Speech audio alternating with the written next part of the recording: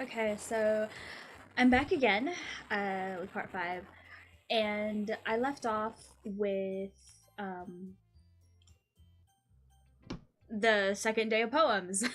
So, oh my god, so I'm gonna be doing this. Excuse me.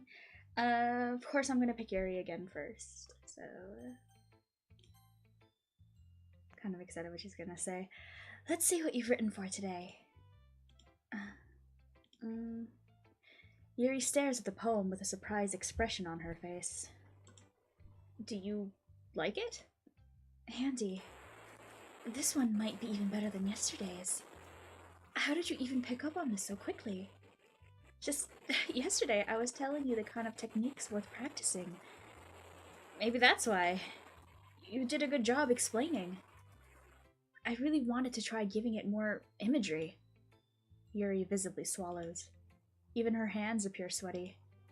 I'm not used to this. Used to what? I don't know. It's fine. Take your time. Yuri breathes and collects her thoughts. I know that Yuri likes to think before she speaks, so I offer that patience to her. Yeah, just being appreciated like this, I guess. It probably sounds really stupid, but seeing someone motivated by my writing, it just makes me really happy. Are you saying you've never shared your writing before? Yuri nods. Really? I don't believe it. I really only write for myself. And besides, people would just laugh at me. Do you really think that? Again, Yuri nods. Huh. Even your close friends? Yuri doesn't respond to that. I wonder why. Anyway, do you want to share the poem you wrote today? Did I say poem? Poem? Yeah, I do. If it's with you. The raccoon. It happened in the dead of night while I was slicing bread for a guilty snack. My attention was caught by the scuttering of a raccoon outside my window. That was, I believe, the first time I noticed my strange tendencies as an ordinary human. I gave the raccoon a piece of bread, my subconscious well aware of the consequences, well aware that a raccoon that is fed will always come back for more. The enticing beauty of my cutting knife was the symptom. The bread, my hungry curiosity. The raccoon, an urge. The moon increments its phase, and reflects that much more light off of my cutting knife. The very same light that glistens in the eyes of my raccoon friend. I slice the bread, fresh and soft. The raccoon becomes excited. Or perhaps I'm merely projecting my emotions onto the newly satisfied animal. The raccoon has taken to following me. You could say that we've gotten quite used to each other. The raccoon becomes hungry more and more frequently, so my bread is always handy. Handy? Every time I brandish my cutting knife, the raccoon shows me its excitement. A rush of blood. Classic Pavlovian conditioning. I actually recently learned about Pavlov and his conditioning learning method in psych last week. I slice the bread, and I feed myself again. This symbolism. Am I supposed? Is Handy the? Oops. Is Handy the raccoon? What did I do? Oh shit. I was a little more daring with this one than yesterday's. I can see that. It's a lot more metaphorical. I don't know if it's my fault, but I can't begin to imagine what this poem is about. That's right. It's a bit closer to my preferred writing style. Using the poem as a canvas to express vivid imagery and conveying emotions through them. Yeah, if I take it at face value, then I can't even figure out what it's supposed to mean. Well, I think it's something that different people can relate to in their own way. I wanted to express the way it feels for me to indulge in my more unusual hobbies. What unusual hobbies? I keep right-clicking. What unusual hobbies? Like, cutting up fucking raccoons, bitch? It's those sort of things I'm usually forced to keep to myself. So, I sometimes enjoy writing about them. Why do you keep... I keep right-clicking, I'm sorry. Why do you keep them to yourself? But because they're embarrassing, and people would make fun of me. Don't you have anything like that handy? Well, yeah, I guess I do. I feel like everyone has a little something like that. The best way we can do is respect each other and our individualities, even if it's difficult sometimes, and some things make us uncomfortable. After all, if I hadn't learned to embrace my own weirdness, I would probably hate myself. What weirdness? Can you elaborate? I might be ranting a little bit now, but I'm glad that you're a good listener. You're good at a lot of things. Writing, listening. There really aren't many people like you, Handy. That's exaggerating a little bit. It's just how I feel. I never thought I would feel so comfortable sharing my writing. But now I almost feel like I look forward to it. It's just a really nice feeling. And you're to thank for that. It's nothing, really. Yeri smiles sincerely at me. For just a moment, her timidness seems to disappear. Aww. I'll share it to Monica, because she scares me. Hi again, Handy. How's the writing going? Alright, I guess. I'll take that. As long as it's not going bad. I'm happy that you're applying yourself. Maybe soon you'll come up with a masterpiece. I wouldn't count on that. You never know. Want to share what you wrote for today? Sure, here you go. I give my poem to Monica. Alright. This one's good. It feels like you're not only getting more comfortable with your style, but the imagery is a lot better than the last one I read. Just wondering, but have you been finding inspiration in Yuri's writing style? Bitch. I guess so. You can't deny that she's talented. Yeah, totally. I think her poems are the most romantic. That's the best way to describe it. She's like a totally different person when she picks up a pen. I notice that too. Or when she's talking about literature, it's like a light turns on inside her. Sadly, it's hard to get much personal conversation out of her. Trust me, I've tried. Who knows what goes on in that head of hers? I hope you don't mean that in a bad way. No, of course not. I just meant that I wish she didn't keep so much to herself. But still, defending her like that. You must be pretty into her. You completely misunderstood. Calm down. I'm kidding. Besides, I'm pretty sure she's already got a boyfriend. Wait, really? Yeah, a fictional one anyway. Monica kind of whispers that last part to me. It's just a hunch, but, well, there's not really anything wrong with that. Oh, well, I know. I was just saying. But anyway, you want to read my poem now? I like the way this one turned out, so I hope you do too. Alright, let's take a look. Oh, damn. Load me?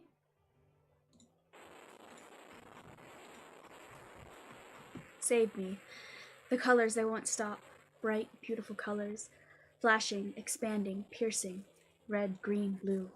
An endless cacophony of meaningless noise. The noise, it won't stop. Violent, grating waveforms.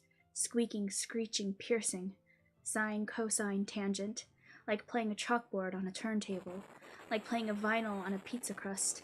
An endless poem of meaningness. Load me. Load me? Huh. It's even more abstract than your last one, huh? I guess it's just the way I write. I'm sorry if you don't like it. No, I never said that. It's just the kind of thing I've never really seen before, I guess. I kind of like playing with my space on the paper. Choosing where and how to space your words can totally change the mood of a poem. It's almost like magic. The way I wrote the lines really short makes it feel like they're trying to speak over the noise. I see. It's still hard for me to tell what it's about, though. Sometimes asking what a poem is about isn't the right question. A poem can be as abstract as a physical expression of a feeling, or a conversation with the reader. So putting it that way, not every poem is about something. Anyway, here's Monica's writing tip of the day. Sometimes you'll find yourself facing a difficult decision.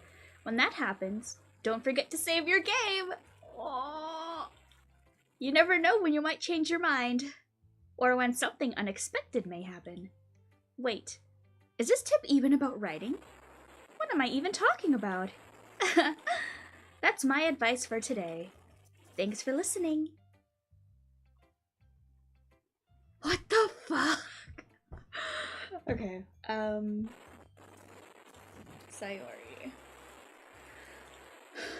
Ooh, I like this one, Handy. It has some nice feelings in it. I'm glad. Does that mean it's better than yesterday's? Let me think. I don't know. I guess I like them both. That's not very helpful, you know.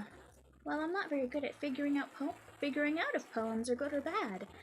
But that's just why I go by my heart. If it makes me feel things, then it must be a good poem.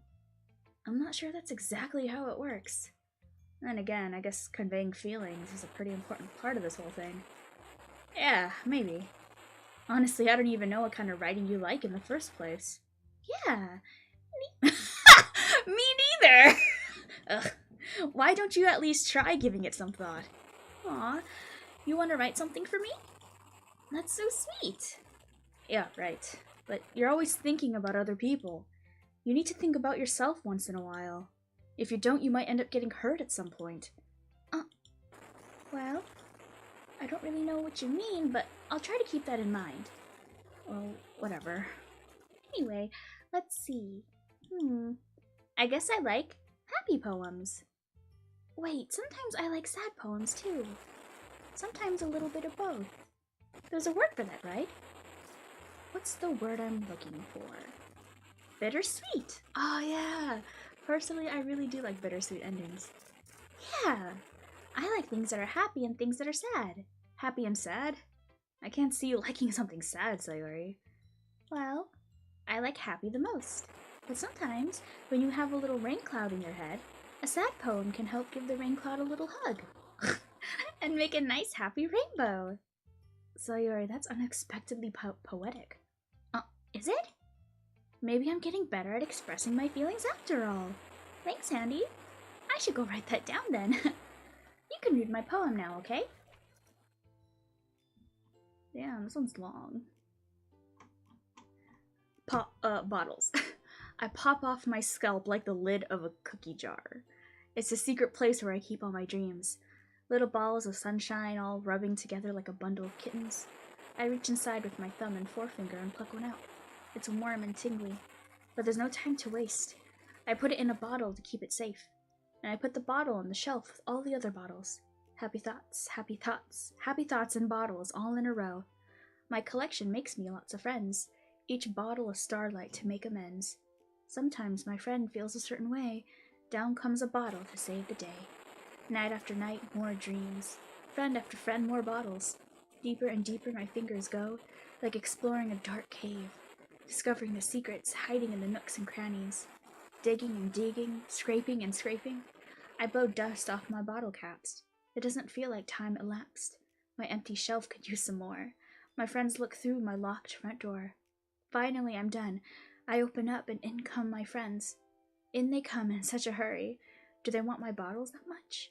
I frantically pull them from the shelf, one after the other, holding them out to each and every friend, each and every bottle. But every time I let one go, it shatters against the tile between my feet. Happy thoughts, happy thoughts, happy thoughts, in shards all over the floor. They were supposed to be for my friends who aren't smiling. They're all shouting, pleading something, but all I hear is echo, echo, echo, echo, echo, inside my head. That's kind of sad. Girl, this poem is so sad. Holy crap. Sayori, did you really write this? Of course I did. Didn't I tell you yesterday I was gonna write the best poem ever? Yeah, but I didn't expect something like this coming from you. Monica taught me a whole lot, and I've been really in touch with my feelings recently. I see that. It's almost kind of creepy. Creepy? Well, not exactly. Maybe because I'm so used to you being cheerful. Well, never mind. I'm thinking too hard about it. The point is, it came out good, so you should be proud of it. Thanks.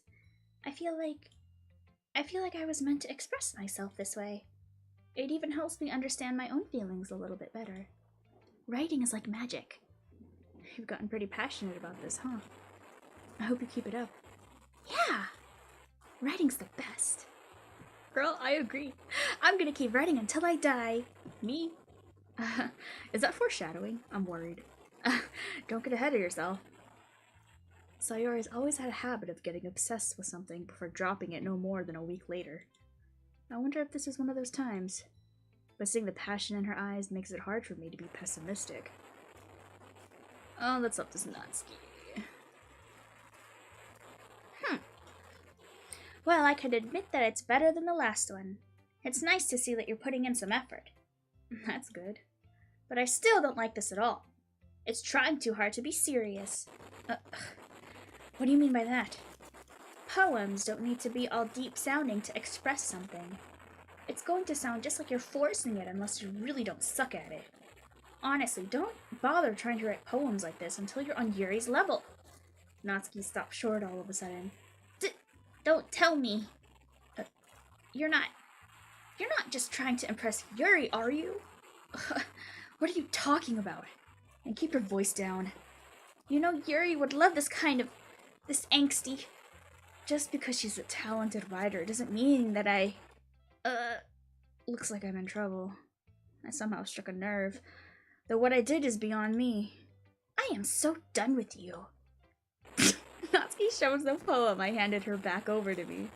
Take your stupid poem. If you wrote it for someone else, just don't show it to me. Ouch. This is what I get for letting a younger girl step into my business. Unless I was a mind reader, I was destined to be in a world of pain from the start. At least Natsuki wasn't really the girl I was trying to impress in the first place. Exactly. What? She's not gonna let me read hers? Oh, I see how it is. Okay, everyone. We're all done reading each other's poems, right? I have something extra special planned today. Oh, I have something extra planned for today. So if everyone could come sit at the front of the room. Is this about the festival? Well, sort of. Do we really have to do something for the festival? It's not like we can put anything together.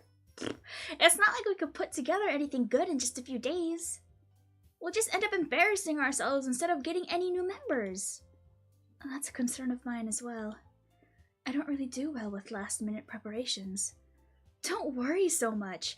We're going to keep it simple, okay? We won't need much more than a few decorations. Sayori has been working on posters, and I've designed some pamphlets we can give out during the event. Okay, that's great and all, but that doesn't tell us what we're actually going to be doing for the event. Sorry, I thought you heard about it already. We're going to be performing. Performing? Monica. Yeah, we're going to be having a poetry performance. Each of us are going to choose a poem to recite during the event. But the cool part is, we're also going to let anyone else come up and recite poems too, like an open mic. Sayori's putting it on the poster in case anyone wants to prepare ahead of time. Sayori, who's been coloring a poster, holds it up for us to see. Are you kidding me, Monica? You didn't already start putting these posters up, did you? Well, I did. Do you really think it's a bad idea? Well, no. It's not a bad idea. But I didn't sign up for this, you know. There's no way I'm going to be performing in front of a group of people like that. I agree with Natsuki. I could never in my life do something like that. Imagining it, Yuri shakes her head in fear. Guys? No, Sayori. I understand where they're coming from. Remember that Natsuki and Yuri have never shared their poems with anyone until just a couple days ago. It's a lot to ask for to recite their poems out loud to a whole room of people. Whole room full of people. I guess I kind of overlooked that. So, I'm sorry. But I still think we should give it our best. We're the only ones responsible for the fate of this club.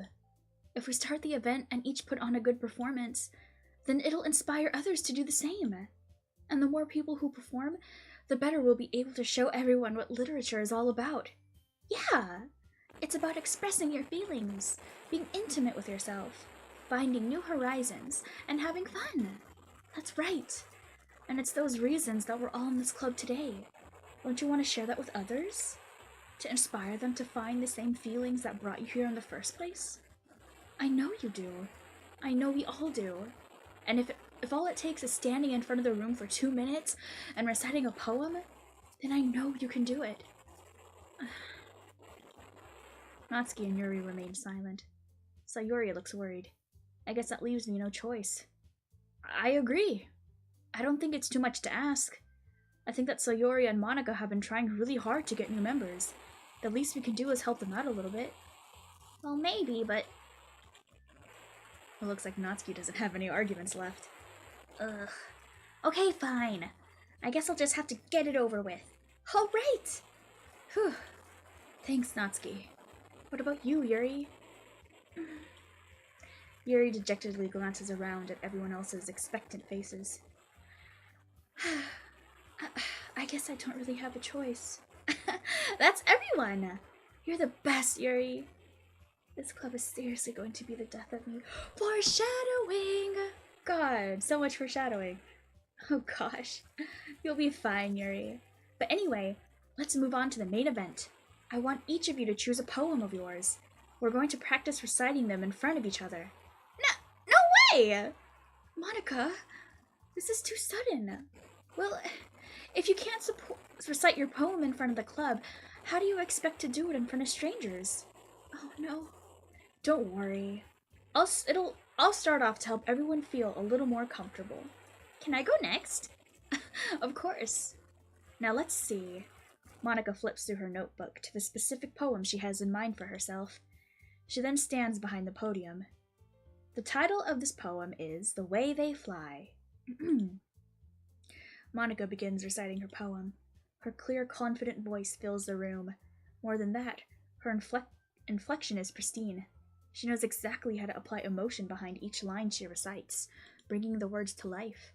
Is this something she's done before, or is she simply a natural? I glance around me. Everyone has their eyes on Monika. Sayori looks amazed. Yuri has intense expression on her face that I don't understand. Finally, Monika finishes the recitation. The four of us applaud. Monika takes a breath and smiles. That was so good, Monika! Thank you very much. I was just hoping to set a good example. Are you ready to go next, Sayori? I'll go next. Yuri's fired up all of a sudden! Yuri clutches a sheet of paper between her hands and stands up. Keeping her head down, she walks quickly over to the podium. This poem is called... Yuri anxiously glances at each of us. You can do it, Yuri. It's called Afterimage of a Crimson Eye. Yuri's voice shakes as she starts reading the poem. Just a moment ago, she practically refused to do this. Why is she suddenly putting in so much effort? As Yuri gets past the first couple of lines, her voice changes. It's almost like what happens when Yuri gets absorbed into her books. Her quivering words transform into the sharp syllables of a fierce and confident woman. The poem is full of twists and turns in its structure, but she enunciates with perfect timing. This must be a rare glimpse into the whirling fire Yuri keeps concealed inside her head. Suddenly, she's finished. Everyone is stunned. Yuri snaps back into reality and glances around her, as if she bewildered even herself. It's up to me to save the situation. I'm the first to start applauding. Everyone joins me afterward, and we get Yuri the recognition she deserves. It's not that we didn't want to applaud for her, but we were caught so off guard that we must have forgotten. As we applaud, Yuri holds the poem to her chest and rushes back to her seat. Yuri, that was really good. Thank you for sharing. Looks like Yuri is down for the count. Okay, I guess I'm next then. Sayori hops out of her chair and cheerfully walks to the podium. This one's called My Meadow. Sorry, I giggled. Sayori, it's a lot harder than I thought. How did you guys do it so easily? Try not to think of it like you're reciting to other people. Imagine you're reciting it to yourself, like in front of a mirror or in your own head. It's your poem, so it'll come out the best that way. I see. Okay then. Sayori begins her poem. Somehow it feels like her soft voice, was made as a perfect match. The poem isn't aimlessly cheery like Sayori is. It's serene and bittersweet. If I were to read this on paper, I probably wouldn't think much of it. But hearing it come from Sayori's voice almost gives it a whole new meaning. Maybe this is what Sayori meant when she said she likes my poems. It's like I get to reach more deeply into someone I thought I knew through and through. Sayori finishes and we applaud. I did it! Good job, Sayori. Even Handy liked it. I guess that's a good sign. What does that even mean? It came out nicely, Sayori. The atmosphere of the poem fits you really nicely. But it might be that other poem... wait, what? Oh, but it might be that other poems wouldn't work quite well as well with this kind of delivery. Huh? I don't really understand. Me neither. In other words, I've seen poems of yours where that sort of gentle delivery wouldn't work as well. They might need a little more force behind them, depending on what you're reading. Oh, I know what you mean. Well, I've been practicing that kind of thing. It's just embarrassing to do it in front of everyone. The next time, I'm going to make you pick a poem that challenges you a little more. We don't have much time before the festival, you know. Okay. Okay. Now, who's next? Natsuki? Don't make me go before Handy. It's not like I could compare to you guys anyway. Might as well let Handy lower everyone's standards a little before I have to do it. This girl's a little bitch. Natsuki? It's fine, it's fine. I might as well get it over with. But it's not like I have much of a selection of what to read. I'll just have to go with what I wrote for today. I stand up in front of the podium. Everyone has their eyes on me, making me feel terribly awkward. Okay, that's it for now. I'm like past 20 minutes. This is so cute though. It's so cute. But I really don't like Natsuki. Like, just with each passing day, I'm just like, shut up with your bitch ass little attitude, you little punk. So I just, oh my god. Anyway, yeah, that's it for now. Let me save this. And it's so, like, oh my god, it was so, like, surreal when Monica was like, oh, here's your writing tip for the day. Make sure to save before you make big decisions. I'm just like, bitch, was that supposed to mean? But yeah, I'm definitely, I don't know, like, I'm into this. Even if it wasn't, like, a creepy-ass game, I'd probably still play this because it's just so cute. It's so cute. But yeah.